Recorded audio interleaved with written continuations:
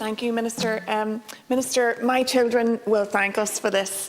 They stood outside their schools shouting, what do we want, climate action, when do we want it now? And they started doing that when they were 4 and 6. And in 2050, they'll be 37 and 35. And because of this law, their children won't have to do the same thing, because we will have a climate resilient, biodiversity rich, environmentally sustainable and climate neutral economy. And this is their guarantee that we will act. This is our national climate objective. And by the end of this decade, we will have achieved 51% reduction in carbon emissions as enshrined in law, backed up by 2 5-year carbon budgets. And we'll achieve this through this framework set out in this bill, meeting our international and EU commitments and becoming a leader in climate action.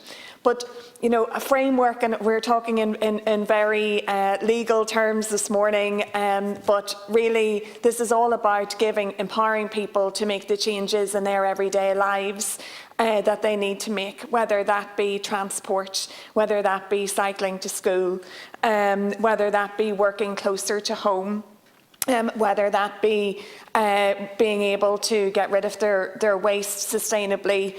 All of those things are what will make this real for people. But just to focus on the more legal side of it, the essential bit that we're doing, the actions for each sector will be detailed in a climate action plan, and that will be updated annually.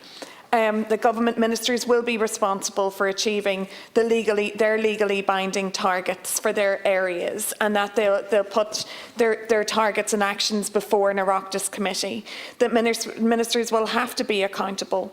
And so will local authorities and public bodies. So this is all about being ambitious and accountable and delivery. We have to be able to see the opportunities in this transformation to valuing sustainability and decarbonisation. And it is an opportunity for us. And in many ways, listening to some of what people said, they are right in that farming sometimes it does get I suppose the hard end of this. But especially whenever so many farmers put so much effort into creating Brand Ireland, which is completely associated with high quality food produce and our agri-food sector, which is the envy of the world over, our grass-fed beef, our dairy, what we're doing with Origin Green and organic, and I think that we should be very proud of that. And helping them through the transition. It was great to see the funding coming from the Science Foundation Ireland in relation to climate neutral farms and the work that we're going to do that. And I'm not afraid of that, and I don't think that farmers should be afraid of it either. This is all about opportunity, but retaining the reputation that we have. Because it is about quantity in terms of emissions, but for us it's always been about quality as well, and about the nutrition, our provenance, and farm to fork, all of those things that we have invested in over the years, and it is part of our identity. So I agree with what people have said about CAP being key to that and protecting farming for the future.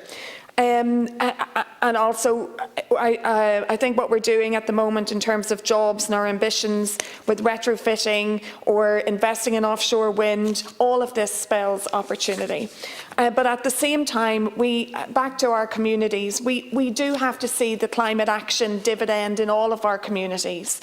And I suppose the Safe Routes to School announcement last week was brilliant, but at the same time, we need to do more, and I'm thinking about my area of Dublin West, and I'd like to put back on the table the idea of the Liffey Valley Park, the hundreds of acres that are there, both on Fine Gael side of the County Council and the South Dublin County Council, Waterstown Park and Palmerstown, and the strawberry beds. There are linkages there. There are businesses that are sprouting up along the strawberry beds that are offering something new to people in their community. And COVID showed people what was underneath their nose. And it tapped into the change that they were looking for in terms of living more sustainably. But we have to now take that behaviour and put the infrastructure in to maintain that behaviour. And that, yes, we are investing in transport and safe routes to school, but it also means giving people things on their doorstep that they can see and they can be proud of.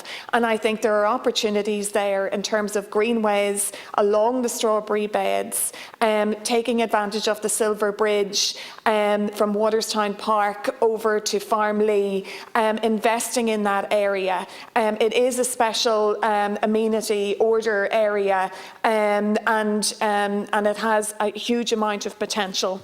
And just in terms of our localism, there is so much more potential that we can do at the moment in our suburban areas in relation to the combination of digitisation and remote working with supporting traditional businesses. And the Senator referred to our rural future as being a really good blueprint, and that needs to be replicated in our suburban areas as well. Well done on the research with the 4-day week as well.